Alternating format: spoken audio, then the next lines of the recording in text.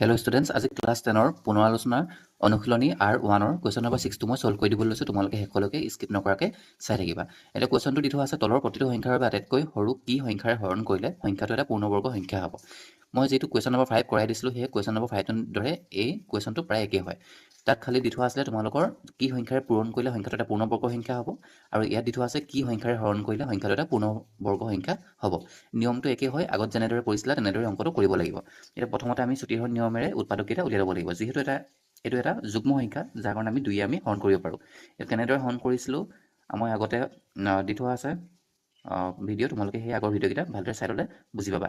এতিয়া যিহেতু এইটো এটা যুগ্ম সংখ্যা হ'লে আকৌ কিহে যাব 2 যাব, 2 কেইবাৰ গ'ল 117 বাৰ গ'ল। এতিয়া চোৱা এইখিনিতে তোমালোকক খেলিমেলি লাগিব পাৰে। 117টো কি হয় অযুগ্ম সংখ্যা, তেতিয়াহ'লে 2টো এইটো হৰণ নাযায়, তেতিয়াহ'লে কি সংখ্যাৰে হৰণ যাব সেইটো তোমালোকৰ বহুতৰে খেলিমেলি লাগে। যাৰ কাৰণে তোমালোকে কি কৰিবা এই আটাইকেইটা সংখ্যা যোগ কৰা। তাৰমানে 1 এইটো 1 আৰু এইটো 7 গোটেই তিনিটা যোগ কৰা কিমান হ'ব 9 হ'ব। তাৰমানে 1 প্লাছ কৰিলে 2 হ'ব, 2 7 প্লাছ কৰিলে 9 হ'ব। এতিয়া 9 সংখ্যাটো কিহে যায় 3 হৰণ যায়, তেতিয়াহ'লে এই গোটেই সংখ্যাটো 3 হৰণ যাব। তেতিয়াহ'লে আমি এই কি কৰিব লাগিব 3 আমি হৰণ কৰিব লাগিব। 3 হৰণ কৰিলে কেইবাৰ যাব 39 বাৰ যাব। এতিয়া 39টো 3 ডিভাইড যায়, তেতিয়াহ'লে আমি কি লিখিব পাৰোঁ 3 এবাৰ গ'ল 3 3 বাৰ গ'ল। এতিয়া 13 সংখ্যাটো কি হয় 13 সংখ্যাটো হৈছে এটা মৌলিক সংখ্যা, যাৰ কাৰণে 13 সংখ্যাটো অকল 13 ডিভাইড যাব। বুজি পালা। এতিয়া যিকেইটা আমি উৎপাদক পালোঁ সেই উৎপাদককেইটা আমি ইয়াত লিখি ল'ব লাগে। চাই লোৱা 2 পূৰণ 2 পূৰণ 3 পূৰণ 3 পূৰণ 13 এই গোটেইকেইটা দেখিছা নহয় উৎপাদক, এই উৎপাদককেইটা আমি ইয়াত লিখি লৈছোঁ। বুজি পালা। এতিয়া এইকেইটা আমি কি কৰিম আগত কি কৰিছিলোঁ আমি জোৰ হিচাপে বনাইছিলোঁ। বুজি পালা। এতিয়া 2টো জোৰ হিচাপে বনিলে আৰু যিটো 3 আছিলে সেই 3টো জোৰ হিচাপে বহিছে। এতিয়া কোনটো সংখ্যা কমকৈ আছে 13টো কমকৈ আছে। এটা কথা তোমালোকে মন কৰিবা, যেতিয়া পূৰণ কৰা কথাটো ক'ব কি সংখ্যাৰে পূৰণ কৰিলে সংখ্যাটো এটা পূৰ্ণবৰ্গ সংখ্যা হ'ব, তেতিয়া আমি তাৰমানে যিটো কমি থাকিব তাৰমানে যিটো বাঢ়ি থাকিব সেই সংখ্যাটোৱে আমি কি কৰিব লাগে ইয়াত বহাব লাগে। ঠিক তেনেদৰে যিটো সংখ্যাৰে হৰণ কৰিলে এটা পূৰ্ণবৰ্গ সংখ্যা হ'ব সেইটো কথা যদি তোমাক সোধে তেতিয়াও যিটো সংখ্যা বাঢ়ি থাকিব সেই সংখ্যাটোৱে আমি হৰণ কৰিব লাগিব বুলি লিখিব লাগিব। বুজি পালা। এতিয়া তোমালোকে কি কৰিবা 4 6 8 সংখ্যাটো এটা পূৰ্ণবৰ্গ সংখ্যা হ'বলৈ যিটো সংখ্যা বাঢ়ি আছে 13টো ইয়াত বাঢ়ি আছে, তেতিয়াহ'লে সেই 13টো আমি হৰণ কৰিব লাগিব বুলি আমি লিখিম। বুজি পালা। তেতিয়াহ'লে কি হ'ব 13ৰে হৰণ কৰিব লাগিব। বুজি পালা। চোৱা 4 6 8 সংখ্যাটো এটা পূৰ্ণবৰ্গ সংখ্যা হ'বলৈ 13ৰে হৰণ কৰিব লাগিব। তাৰমানে যিটো সংখ্যা বাঢ়ি থাকিব সেই সংখ্যাটোৱে আমি হৰণ কৰিব লাগিব বা পূৰণ কৰিব লাগিব বুলি আমি লিখিলে হ'ল। বুজি পালা। এইটোৱে আছিলে। এতিয়া যিটো কুৱেশ্যন নম্বৰ 2 দি থোৱা আছিলে 1584 সেই সংখ্যাটো আমি কি সৰু সংখ্যাৰে হৰণ কৰিলে এটা পূৰ্ণবৰ্গ সংখ্যা হ'ব সেইটো আমি উলিয়াব লাগে। তাৰ কাৰণে আমি প্ৰথমতে কি কৰিম ছুটিহৰ নিয়মেৰে উৎপাদককেইটা উলিয়াই ল'ম। এইটো যিহেতু এটা যুগ্ম সংখ্যা তেতিয়াহ'লে আমি 2 হৰণ কৰিব লাগে। 2 হৰণ কৰিলে কিমান হ'ব 792। বুজি পালা।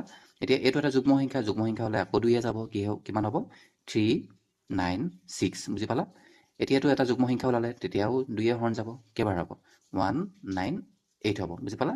এইটো এটা যুগ্ম সংখ্যা তেতিয়া আকৌ 2 যাব কিমান বাৰ হ'ব 99।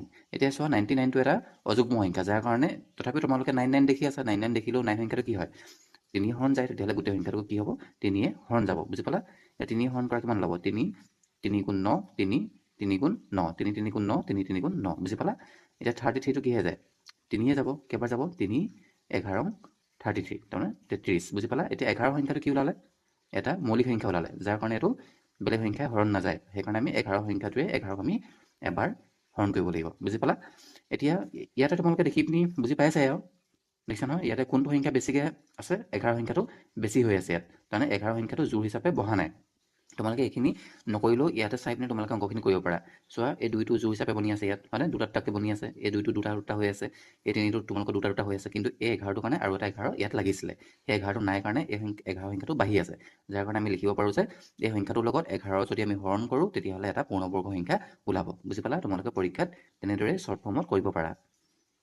তোমালোকে কনফিউজ লাগিলে মোক আকৌ এবাৰ সুধি ল'বা, মই তোমালোকক আকৌ এবাৰ বুজাবৰ কাৰণে ট্ৰাই কৰিম। বুজি পালা। এতিয়া তোমালোকে যিকেইটা উৎপাদক আছিলে সেই উৎপাদককেইটা ইয়াত লিখি ল'বা, তাৰপিছত জোৰ হিচাপে এনেকৈ বনাই ল'বা। দুটা জোৰ মানে হৈছে দুটা দুটাকৈ বনোৱা। বুজি পালা। এনেকৈ দুটা দুটা সংখ্যা এনেকৈ বনাই ল'বা, কিন্তু একেকৈ সংখ্যা হ'ব লাগিব।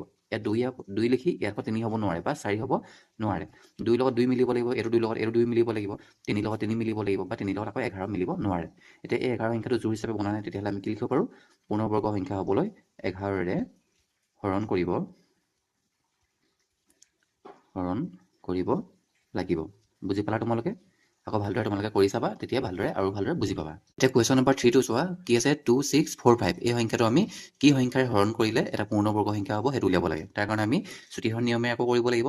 এতিয়া চোৱা এই সংখ্যাটো এককৰ ঘৰত 5 আছে, যাৰ কাৰণে আমি এই সংখ্যাটো গোটেই সংখ্যাটো আমি 5ৰে হৰণ কৰিব লাগে। এককৰ ঘৰত যদি 5 থাকে তোমালোকে সদায় 5ৰে হৰণ কৰিবা, বুজি পালা। এতিয়া 5ৰে যদি এইটো হৰণ কৰা তোমালোকে সেইটো চাবা 5 2 9 ওলাব, বুজি পালা।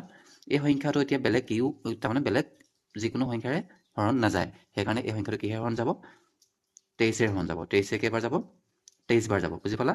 এতিয়া যিহেতু 23টো এটা মৌলিক সংখ্যা, যাৰ কাৰণে এই সংখ্যাটো 23টোক আৰু বেলেগ সংখ্যাৰে নাযায়, যাৰ কাৰণে এইটো আমি 23ৰে এবাৰ হৰণ কৰিলে হ'ল। এতিয়া বুজি পালা। ইয়াত এতিয়া কোনটো সংখ্যা বেছি হৈ আছে তোমালোকে দেখিব পাৰিছে, কোনটো সংখ্যা বেছি হৈ আছে 5 সংখ্যাটো বেছি হৈ আছে, তাৰমানে 5 সংখ্যাটো জোড় হিচাপে বহা নাই, বুজি পালা। তেতিয়াহ'লে আমি 5ৰে হৰণ কৰিব লাগিব বুলি তোমালোকে লিখিলে হ'ল। MCQ হেৰি ইমানখিনি লিখি থাকিব দৰকাৰ নাই, তোমালোকে ইয়াত এনেকৈ হৰণ কৰিবা, হৰণ কৰি পিনে যিটো সংখ্যা অমিল হৈ থাকিব সেই সংখ্যাটোৱে তাৰ উত্তৰ হ'ব, বুজি পালা। এতিয়া লিখিম 5 × 23 × 23, বুজি পালা। 23টো জোড় হিচাপে বহি আছে, 5টো জোড় হিচাপে বহা নাই, তেতিয়াহ'লে আমি কি লিখিব পাৰোঁ 2645 সংখ্যাটো এটা পূৰ্ণবৰ্গ সংখ্যা হ'বলৈ 5ৰে হৰণ কৰিব লাগিব, বুজি পালা।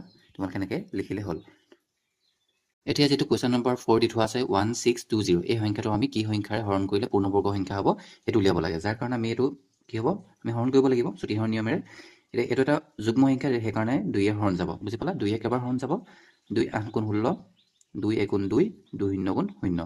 এইখিনি কেনেকৈ হৰণ কৰিছোঁ সেইখিনি মই আগৰ ভিডিঅ' দি থোৱা আছে, তোমালোকে চালে গম পাবা, বুজি পালা। এতিয়া এইটো এটা যুগ্ম সংখ্যা, যাৰ কাৰণে 2য়ে আকৌ হৰণ যাব, 2য়ে কেইবাৰ যাব 2 4 × 8। এই 10 সংখ্যাটো আমি দুইটা একেলগে ধৰাৰ কাৰণে মাজত এটা 0 দিয়া 2 5 × 10, বুজি পালা। এতিয়া চাবা একক ঘৰত 5 আছে, 5 থকাৰ কাৰণে গোটেই সংখ্যাটো 5ৰে হৰণ যাব, সেইকাৰণে আমি 5 লিখিছোঁ ইয়াত। 5 কেইবাৰ যাব 5 8 × 40 5 8 × 40 হ'ল, আকৌ 5 5 কেইবাৰ যাব 5 1 5, বুজি পালা। এতিয়া 81টো কিহে যাব 9 যায়, কিন্তু 9টো মৌলিক সংখ্যা নহয়, যাৰ কাৰণে আমি মৌলিক সংখ্যা এটাহে হৰণ কৰিব পাৰোঁ, যাৰ কাৰণে আমি কি কৰিম চোৱা 81 এই দুইটা যোগ কৰা 8 1 9 হ'ব, 9 সংখ্যাটো 3য়ে হৰণ যায়, তেতিয়াহ'লে 81টোকো 3য়ে হৰণ যাব, 3য়ে কেইবাৰ হৰণ যাব 3 2 × 6 8টোৰ পৰা 6টো বিয়োগ কৰি দিয়া, 2 থাকিলে 2টো ইয়াত লগাই দিয়া 1টোৰ লগত, তেতিয়াহ'লে কিমান হ'ব 21 হ'ব, বুজি পালা। 21 লগত 3 21 কেইবাৰ যাব 3 7 × 21, এইটো নিয়ম মই আগত শিকাই থোৱা আছে, তোমালোকে ভিডিঅ'টো চাই ল'বা। 3 আকৌ কেইবাৰ যাব 3 9 × 27 3 3 × 9, আকৌ 3য়ে এবাৰ যাব। এতিয়া তোমালোকে দেখিলে কোনটো অমিল হৈ আছে, এই 2 দুটা মিলি আছে, 3 দুটা মিলি আছে আৰু 3 দুটা মিলি আছে, এই 5টো মিলি থকা নাই, তেতিয়াহ'লে আমি এই 5টোৱে আমি ইয়াত লিখিব পাৰোঁ। প্ৰথমতে আমি উপাদানকেইটা লিখি লওঁ। 2 পূৰণ 2 পূৰণ 5 পূৰণ 3 পূৰণ 3 পূৰণ 3 পূৰণ 3, বুজি পালা। এতিয়া এই দুটা জোড় হিচাপে বনি আছে, এই দুটাও জোড় হিচাপে বনি আছে, এই দুটাও জোড় হিচাপে বনি আছে। এতিয়া 5টো জোড় হিচাপে হৈ থকা নাই, সেইকাৰণে আমি লিখিব পাৰোঁ 1620 সংখ্যাটো পূৰ্ণবৰ্গ সংখ্যা হ'বলৈ 5ৰে হৰণ কৰিব লাগিব। তোমালোকে পূৰণৰ কথা দিলে পূৰণ বুলি লিখিবা, পূৰণ কৰিব লাগিব বুলি, হৰণ কৰিবলৈ দিলে হৰণ কৰিব লাগিব বুলি লিখিলে হ'ল। খালি তোমালোকে চাবা এটা কথা, যিটো সংখ্যা অমিল হৈ থাকিব সেই সংখ্যাটোৰহে পূৰণ বা হৰণ কৰিব লাগে, বুজি পালা। আজিলৈ ইমানখিনি আছিলে, বাই বাই।